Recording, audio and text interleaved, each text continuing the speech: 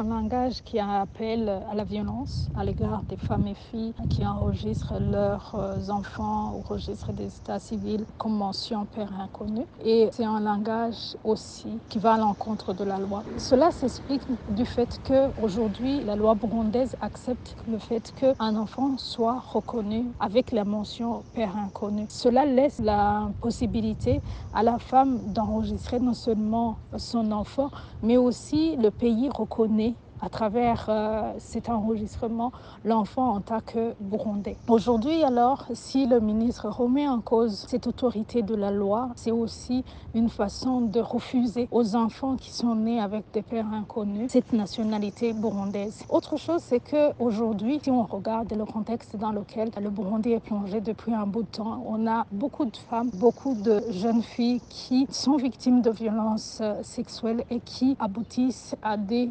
grossesses non désirées. Il avance à dire que ces femmes n'ont aucun autre choix que d'enregistrer ces enfants sous la mention père inconnu. Aujourd'hui, ici, le ministre appelle assez les administratifs à, je dirais, violenter ces femmes, ces filles. C'est quelque part pour ces femmes, pour ces filles, renouer une plaie qui est déjà là et c'est vraiment inconcevable de la part d'une autorité burundaise. Enfin, ce que j'aimerais bien aussi rappeler, c'est que les autorités burundaises devraient, avant de prononcer un discours, réfléchir en termes de l'impact que ce discours va avoir sur la population burundaise et surtout sur la cible de ces discours. Aujourd'hui, les femmes burundaises, elles ont le droit de reconnaître leur enfant sans mentionner le nom du père. C'est un droit qu'elles détiennent à travers les lois, mais aussi c'est un droit qui n'amène pas d'impact sur la société burundaise. Autre chose, c'est que chaque fois qu'il y a des discours de ce genre, des discours qui amènent à dénigrer les droits de la femme, à remettre en question le fait qu'une femme a des droits aussi,